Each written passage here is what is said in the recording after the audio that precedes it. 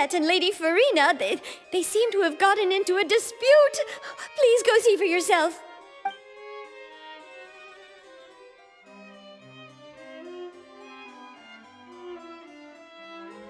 Like I said, I've already explained everything. And yet the problem has not been properly solved. There is little space for excuses between us. It is not my intention to offend you, but please, tell me where you stand. You are the Hydro Archon Focalor, are you not? Look at this. This is a list of the victims from the recent Poisson incident.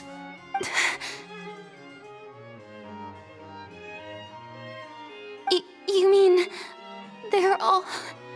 We did not arrive in time to avert this disaster, and I will not have it happen again. I will say this once more. You must tell me everything you know. Yesterday, I found 3 stone slates in some ancient ruins near Poisson. Do you know anything about those? Seriously? You're questioning me like this is a court case now. I don't know anything about that. But you found them in some ancient ruins, you say? That's correct, which is why I came to ask you some questions. There should have been 4 slates, but one of them was missing. The other 3 feature different images that seem to correlate to the prophecy. The prophecy? The second of these slates depicts the previous Hydro Archon Egeria kneeling before a floating island in the sky, as if confessing something. Do you know nothing of this either? I don't. I've never seen such slates. I'll ask you again. Do you really have no information regarding the previous Archon? My deciphering of the slates indicates that the Hydro Archon Egeria once had to confess to, or apologize for, a certain sin. If anyone would know about it, it should be you. All gods don't have the same secrets, you know. She was herself and I'm me. Is it really so strange that I know nothing? I understand your concerns, but I'm sorry. I just don't have anything to tell you. Forgive me for saying this now, Lady Farina, but I have long known of your various secret investigations into certain matters. There are several indications that you have been investigating the prophecy on the sly. This is not strange in itself, considering that you are the Hydro Archon. But it is strange that you should also claim to not know any of Egeria's secrets, as well as do nothing following your inquiries. You have never been as superficial as you have presented yourself to be, nor are you a fool. And yet, your behavior is very inconsistent.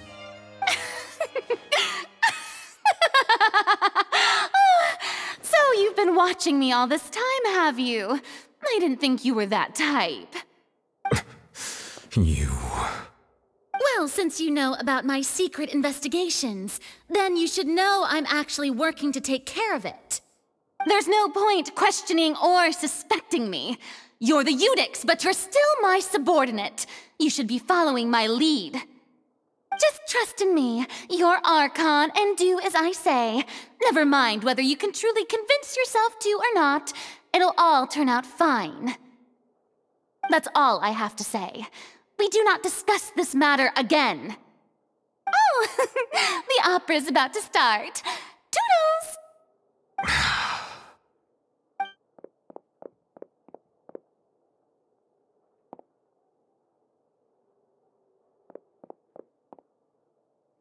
Did Farina not notice us standing by the door? Wonder what's up with her. She was smiling. Huh. She didn't seem in the mood to care if we were listening in or not. I assume you've been outside for a while now? Oh! You noticed! Seems Farina didn't even realize we were here. She was in a great panic, though I cannot discern the reason. Our discussion reached impasses time and again, a state of affairs that we cannot allow to continue. Still, I do not understand. Dialogue is the basis for understanding, so why did she keep refusing to engage? Everyone in her inner circle has noticed that she is hiding some secret. The issue is her attitude. I fear that she will not reveal anything unless absolutely forced to. We may have to create a situation in which she will have no choice but to speak. Oh? Like what? Normally, people will only reveal the truth when standing trial. Perhaps we must have the Hydro Archon experience just such a scenario. But Farina's seen so many trials, and she's really good at dodging questions. How do we make sure that she won't just slip away at the first chance she gets? We will need to consider this thoroughly, join forces with various parties, and then do what we can. If at all possible, I would prefer to recuse myself from this affair, but we must prevent the prophecy from coming to pass. This may be cruel to her, but all Fontaine is in crisis. The information a god possesses is too precious, and so we must take a chance on this. But who will lend us their aid to do such a thing?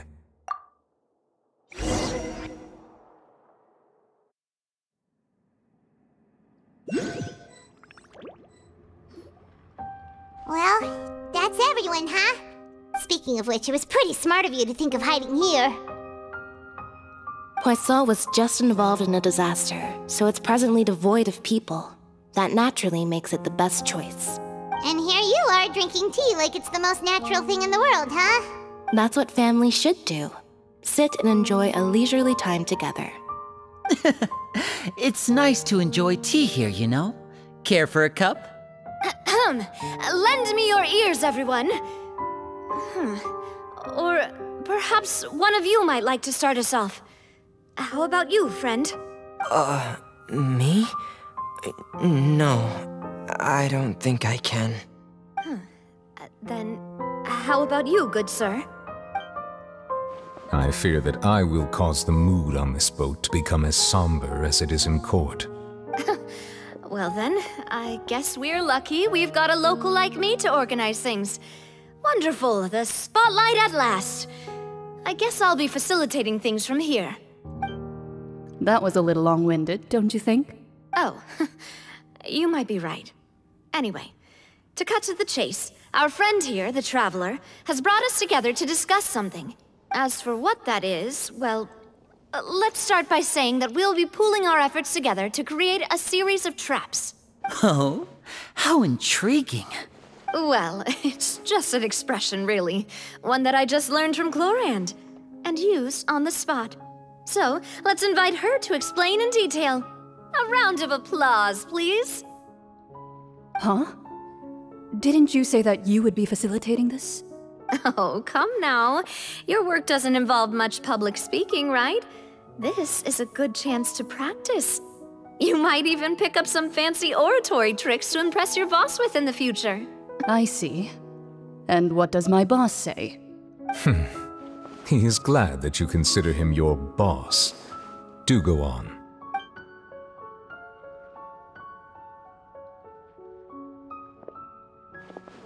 In that case, do any of you have experience hunting? Not that I recall. Fremine and I once used a wooden stick in a basket to catch wild rabbits when we were younger. As for Lynette, oh, right. You were sick that day, weren't you? I've also gone diving to catch some fish before. Does that count? I'm afraid not. You may or may not have heard, but Fontaine once played host to a group known as the Marechaussee Hunters. Though that was their name, they did not hunt animals, but rather various monsters left behind by the ancient dynasty of King Remus. Today, Fontaine's monster population has already thinned greatly, so the hunters have blended back into society, taking up arms in other lines of work. They even left a unique methodology of hunting in their wake. A trap comprises of the following components: bait, a trigger, and a containment device. Sometimes a lethal implement will also be necessary to deal with the prey. So, if we were to build a trap together, right now, what would you choose to build it with? For me, I would prefer something basket-shaped. Pigeons and rabbits will see the bait and naturally enter the snare. Our line of work requires a deft hand, and we're some of the best in the industry, so you can count on our techniques. You used some of those techniques while moving the people of Poisson, didn't you? My subordinates mentioned that you even performed some magic for the bawling children. Yes, and I even managed to gather some intelligence in the meantime. I'm quite the multitasker if I do say so myself. I'm afraid I can't claim that as my strong suit. I prefer more stable methods, like placing bait in the water and waiting for the fish to come within reach. That's the kind of method I would count on. Calm and steady. Exactly the kind of person who would catch loads of fish. And I can be their assistant. With discretion, I'm sure. I'd probably use some sort of mechanical animal. Papa once bought me some small clockwork squirrels, mice, and such. When placed in the forest, they can attract others of their kind. I remember that you liked those too, didn't you? I did. And that would be a good way to go about it. If they're realistic enough, animals of the same kind will follow them all the way to the trap. What about you, Monsieur Neuvillette? I fear I do not have any related experience. That makes sense. You usually solve problems directly, without the use of any such tricks. But I do have one more question for you, Monsieur. If we were to create a trap now, how would you design it? I would like for it to be effective, but bring no harm to the prey. A more gentle trap would be ideal. Kind, as always. However, our intention doesn't necessarily change the containment device and the type of implement we need. If we wanted to kill the prey in one strike, we would need a powerful implement. However, that also goes for prey that must be captured and safely contained. Wait, why's that? Only a hunter who's a true expert at subduing their prey can snare it without harming it. The line that divides life and death is often exceedingly thin. So, are we going hunting together? We hadn't thought of seeing ourselves as hunters. It kinda works, but maybe it's still not the best metaphor. If our means of capturing and dealing with our prey is to put them on trial, then the hunting metaphor is actually quite accurate. But we shall require much more courage than any hunter to judge a god, a being whose seat is an exalted throne. Oh, so that's what's going on. Sounds very interesting.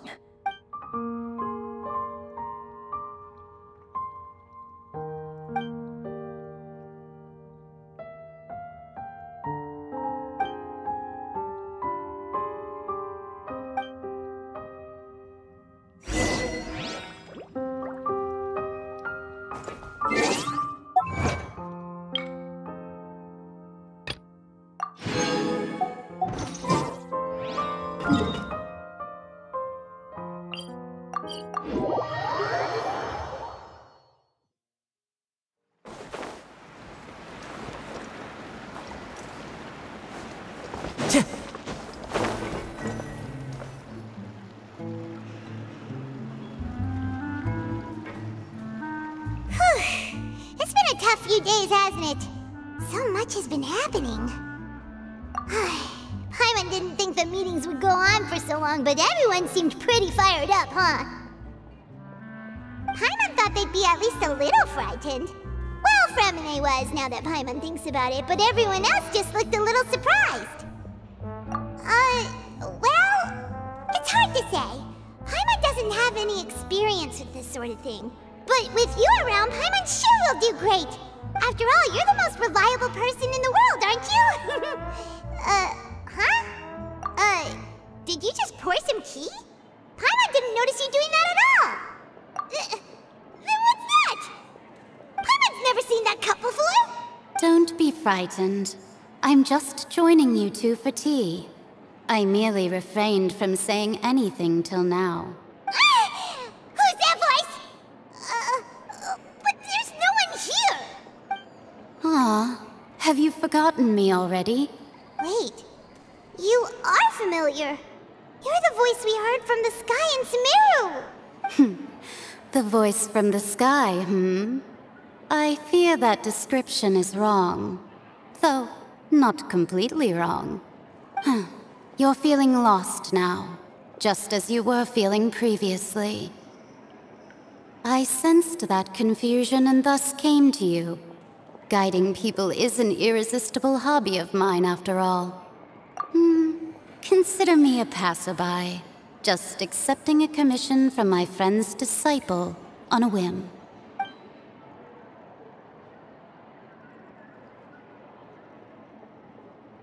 The prophecy. Yes, what has been prophesied will be fulfilled. You may view such things as the history of the future. What? Then is there any way we can stop it? I believe you have witnessed a failed attempt with your own eyes. Can everything in Teyvat so easily be changed? Ah, so you've caught on. Just as prophecies are usually only the future as seen from the perspectives of the gods, could things be happening in hidden corners where the gods' gaze does not fall? Are the things that you shall see different from the fate that the gods perceive? What is she talking about? It all sounds really impressive and important and stuff, but it also sounds kinda scary. I believe that you understand, right? Some things are insignificant, but others you must reach out to change. Ultimately, fate shall serve as your only guide, no matter what will happen in Teyvat's future. All you need to do is to play your part. This was good tea, by the way. Thank you for your hospitality. Well, that'll be all for today. The voice.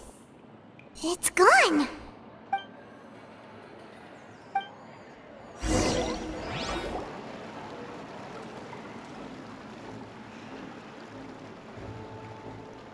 What? I hear someone talking. Alright, coming! Hey, it's you who's getting lazy, okay? Well, I see I've walked in on some lively banter. Mona!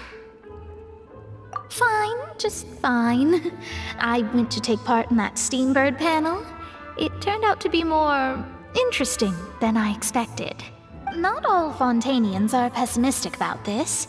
One journalist mentioned that sitting around and waiting for the end to come would be wrong, and that they should make their own rescue preparations. I agreed, so we had a brief chat with her. Did she have pink hair by any chance? Why, yes! It was Charlotte. You remember her, right? That daredevil journalist? I'm in full support of her view. Prophecies are very important, but how can people allow their lives to be commandeered by just a few words? That's right! Paimon's glad to hear something sensible for once. Ah, yes. About what we had discussed before. I did try, but I'm afraid I couldn't reach the old hag. I'll try again tonight, but I wouldn't get your hopes up. Huh?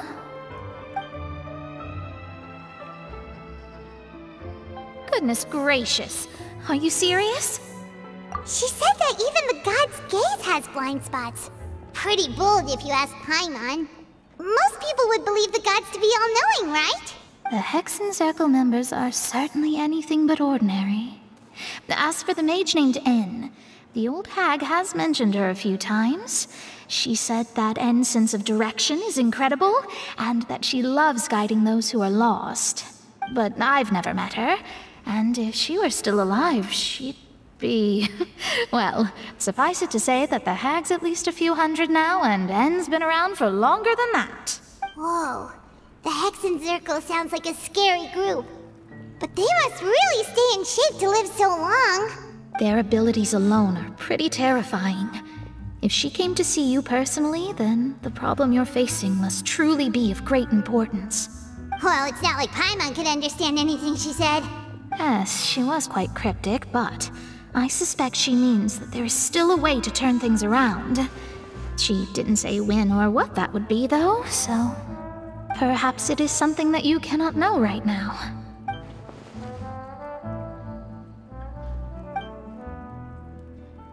Traveler, Paimon, are you two all right? Oh, we're fine. We're just a little down right now. It kind of feels like the end is coming, you know? I see. I feel that same sense of desperation, too. I guess you could consider me someone who has often witnessed fate. So far as I have seen, it cannot be swayed. But even so, I still hope for, and believe in, miracles. Astrology is eternal and rational, but fate may not be. It is cruel, but it can also be beautiful. Perhaps that's what En was trying to tell you. Not to lose heart, and to believe that what you are seeing playing out before you is not yet set in stone. I did originally think of steering clear of all this, but I couldn't. Even if this is all futile, I still wish to help everyone. If we don't struggle to the last, then how can we face the end when it comes? Huh. You do have a point. There I go, talking about astrological principles again. Sorry about that. The moment I start talking about work-related stuff. I need to get going. It was worth trying to comfort you, even if only a little. I believe that you'll help those who are struggling in the same way I did. I suppose that might be why we always seem to meet by coincidence. Paimon feels kinda moved by what Mona said, but also kinda sad too. Hey, Traveler, Paimon suddenly feels like going outside for a walk. Let's go. Let's walk around the city, shall we? There's a few spots we always like to walk by.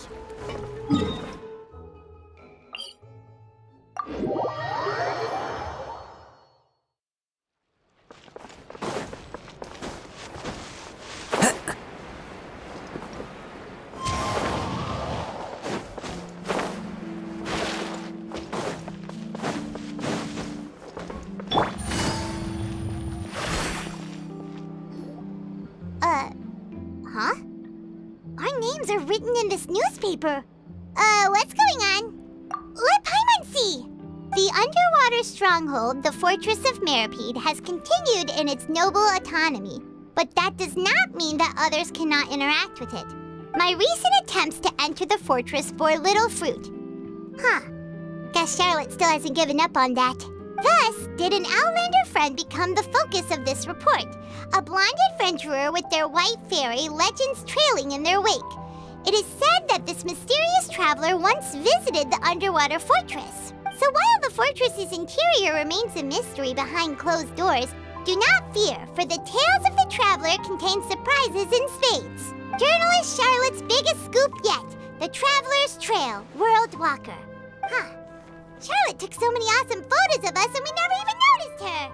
She hasn't been able to get a hold of anything at the fortress, so since we're easier to find, she's using us as the subject matter instead? Ugh, seriously? Well, fine. Those headlines and photos do look cool, so Paimon will forgive her this time.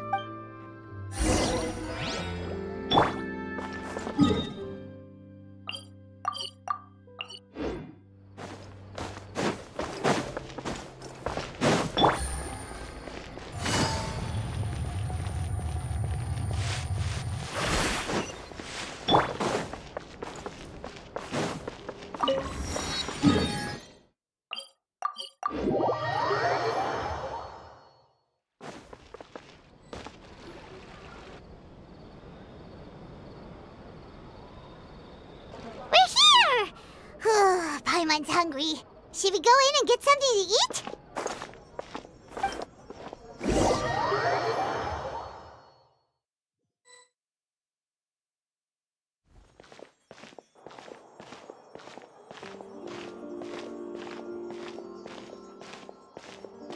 Hey, quick!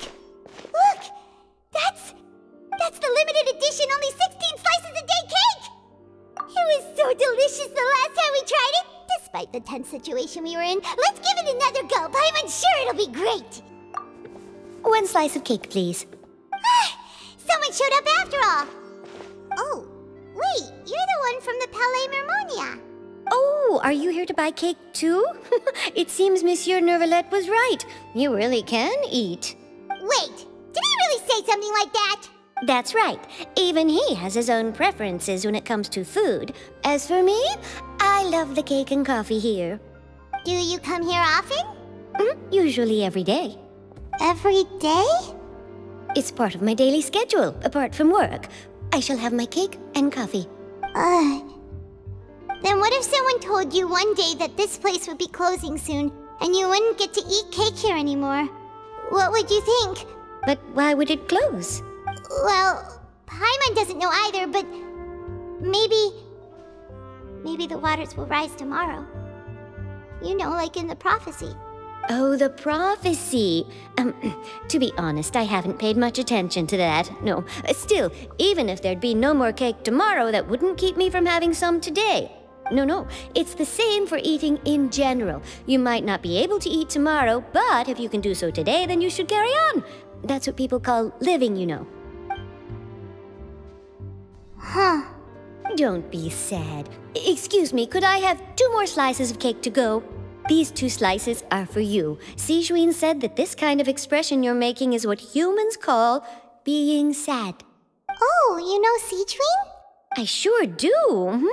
She was born before me, and she sometimes comes to the surface to teach us things about humans. She said that humans are creatures that are saddened easily, yes, and you can only lift their spirits by feeding them delicious food. So please try the cakes here. I've got something else to do, so I'll be going now. You two try to stay in a good mood after eating, all right? Bye.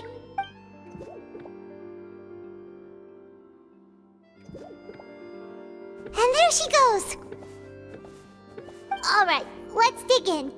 Paimon's sure this cake will be delicious. It's more delicious than last time, and the flavor gets even better with a sip of tea. It sure would be nice if we could come again tomorrow. Sure would be nice if we could always eat delicious food here.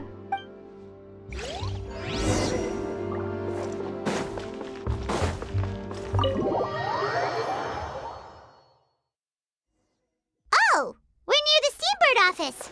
Let's go look for Charlotte and have a chat.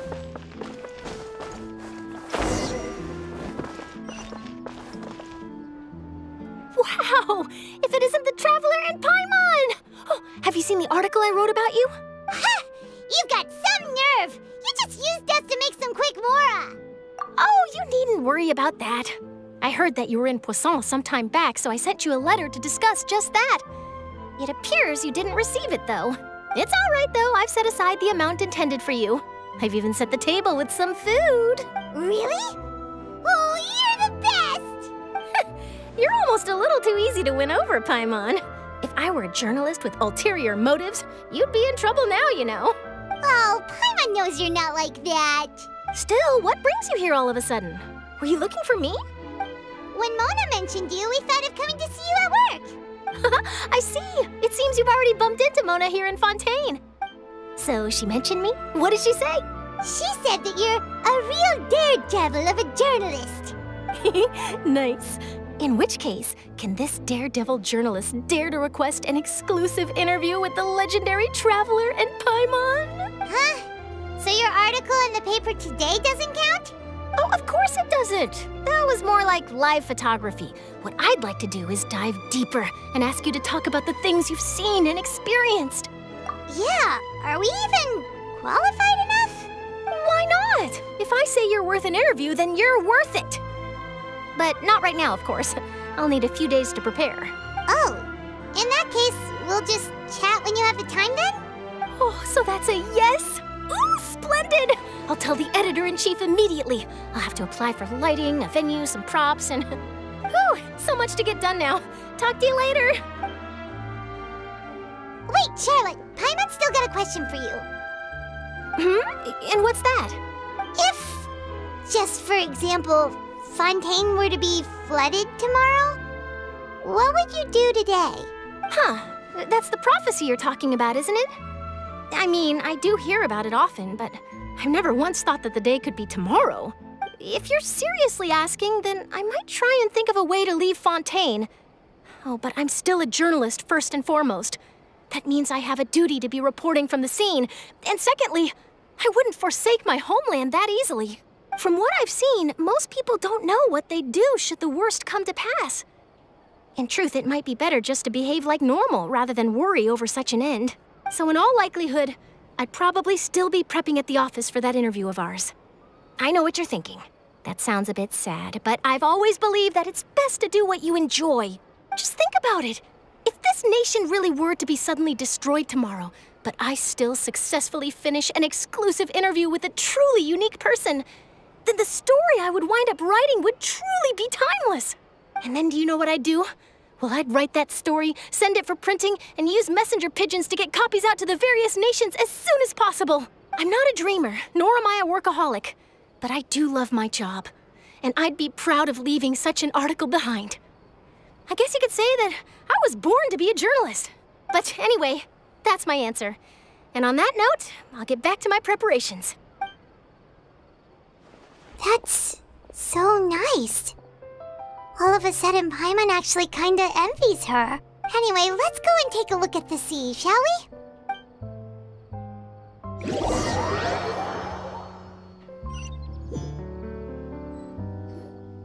The sea breeze and scenery can be a pretty soothing combo, huh?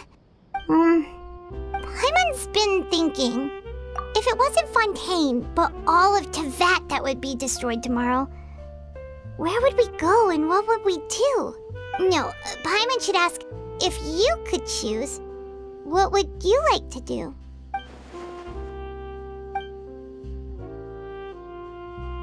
We've always been moving to the next destination, so we haven't spent much time thinking about these kinds of things. We didn't have to either, with us always being on the road and whatnot. You mean, still traveling? Huh. Wait, isn't that what we've always been doing?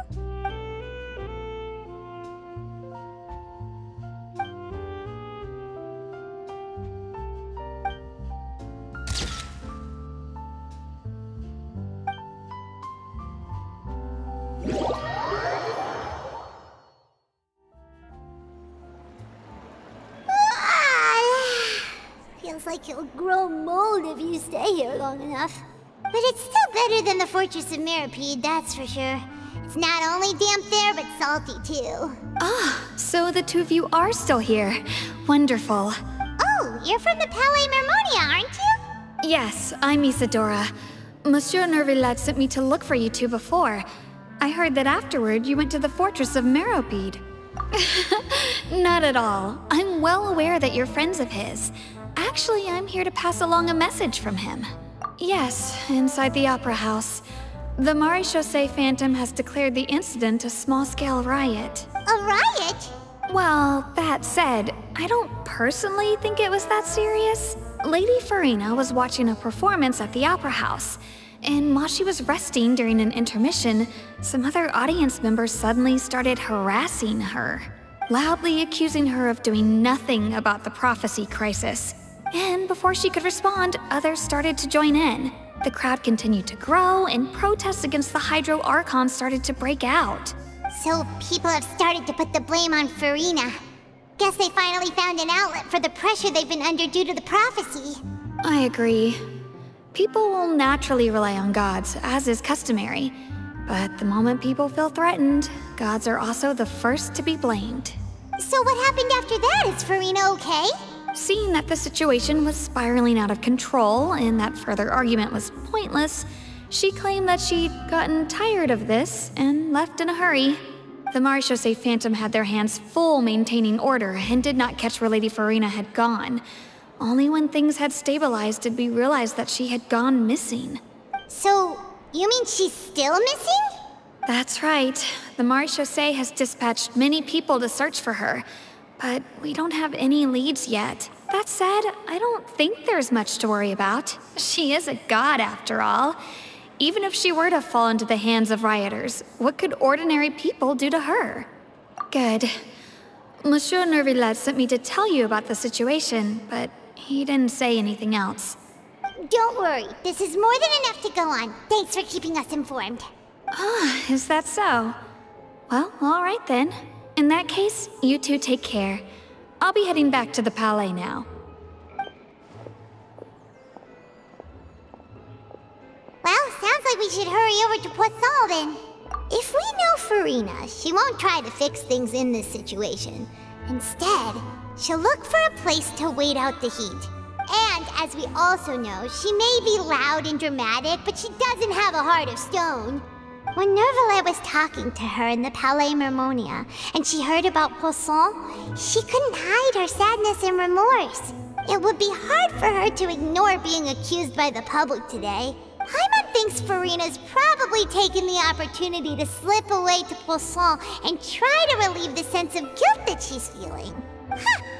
Well, what do you think? Paimon knows the answer, of course, but Paimon can do the analysis to back it up, too. Cool, huh? In that case, there's not a moment to lose. Poisson, here we come!